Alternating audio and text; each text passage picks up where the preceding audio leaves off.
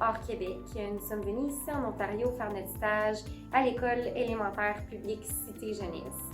Moi, j'étais dans une classe de 4e, 5e année. Moi, j'étais dans une classe de première, 2e année.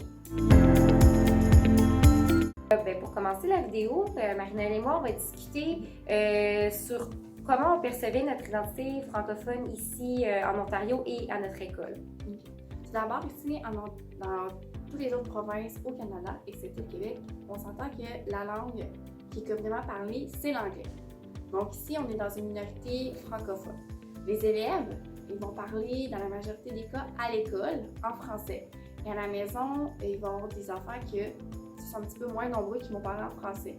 Sinon, c'est beaucoup à la maison qui vont souvent parler en anglais. Pour ce qui est des ressources ici, ce qui est très plaisant ici, c'est que les enseignants, à chaque jour de la semaine, ils vont lire un livre aux élèves en français. Donc ça, on avait vu ça dans nos études, que le fait de simplement lire un livre aux élèves en français, ça permet de les aider dans leur identité francophone, puis vraiment à plus connaître le livre en français. Et ensuite, pour ce qui est aussi, oui, le français. Dans les écoles ici, pendant les heures de classe, les élèves vont vraiment parler en français, mais quand c'est l'heure des récréations, le langage francophone, il se transforme en langage en anglais. Les récréations, les élèves, même si on répète de parler en français, ils vont toujours parler en anglais. Parce qu'on s'entend que l'anglais, c'est plus la langue qui est plus dominée, puis aussi qu'elle est plus populaire. Donc, le français est un petit peu plus difficile. Puis au début, c'est plus qu'en début.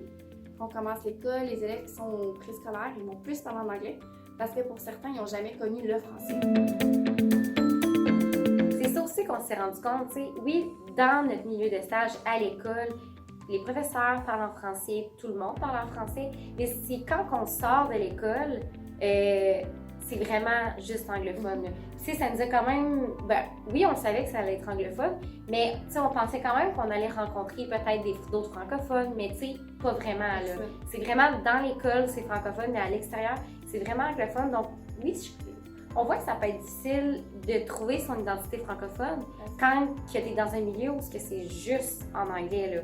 Moi, c'est comme ça que je trouve ça quand même difficile de trouver notre identité. C'est spécial aussi parce que là, tu mets exemple le matin, si on est dans une famille des élèves ici, le matin, ça parle en anglais, tu prends l'autobus, même les autobus, ça parle en anglais, tu écoutes la radio anglophone, puis tu arrives ici, on switch pour le français. Et à la fin de ta journée, tout redevient en anglais. Donc, il y a certaines expressions qu'ils ne connaissent pas, des mots riches qu'ils ne connaissent pas. Donc, quand on lit un livre, il faut souvent expliquer quel mot veut dire, puis souvent répéter les mêmes mots pour que les élèves puissent comprendre. Donc, ça fait partie aussi de nos apprentissages qu'on a eu au niveau professionnel, là.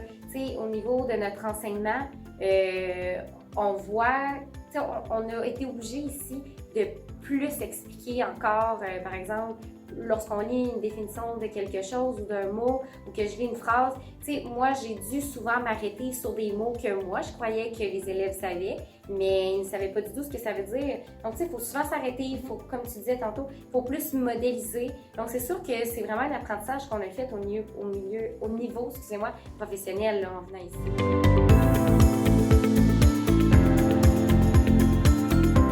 En venant ici, ça permet vraiment d'essayer de... On ne peut pas comparer un élève du Québec à un élève ici parce que l'environnement est totalement différent.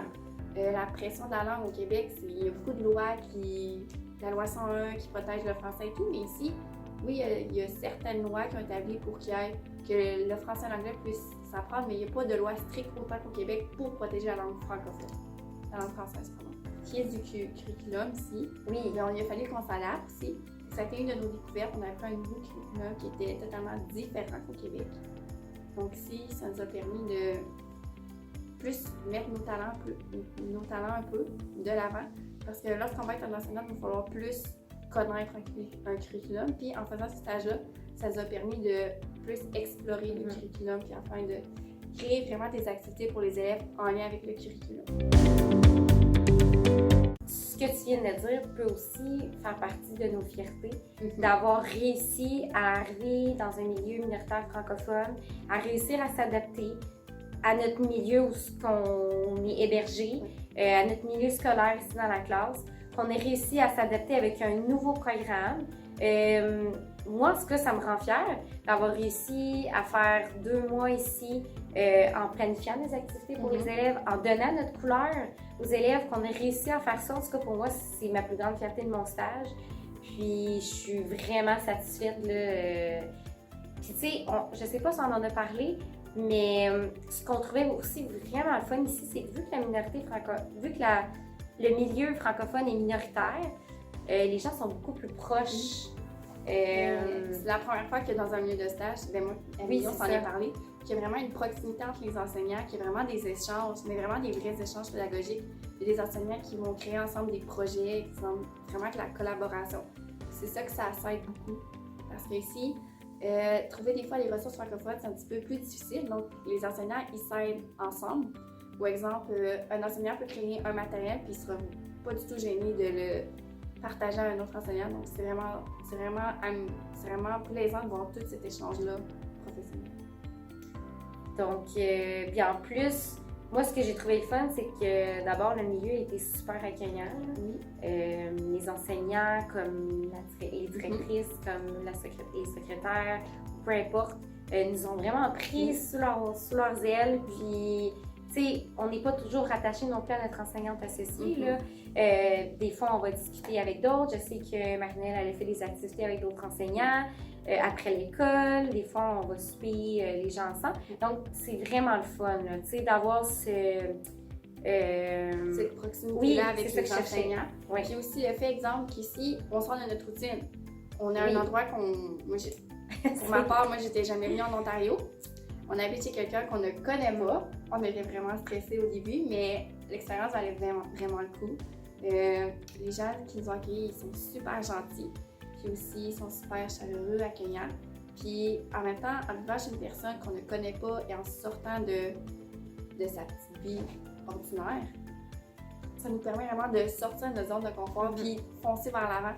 Parce que moi puis Amélie, on aurait pu juste rester nous-mêmes puis ensemble puis vraiment pas aller vers les autres, mais on allait vers les autres parce qu'on ne connaissait pas ici, c'était tout nouveau pour nous, donc ça nous permettait d'aller vers l'avant. Mais en même temps, avoir été ici, faire ce stage-là, ça a vraiment été, on s'en est parlé, ça a vraiment été l'une des plus belles expériences professionnelles de nos vies. Donc, on encourage les gens à faire ce stage. Bye!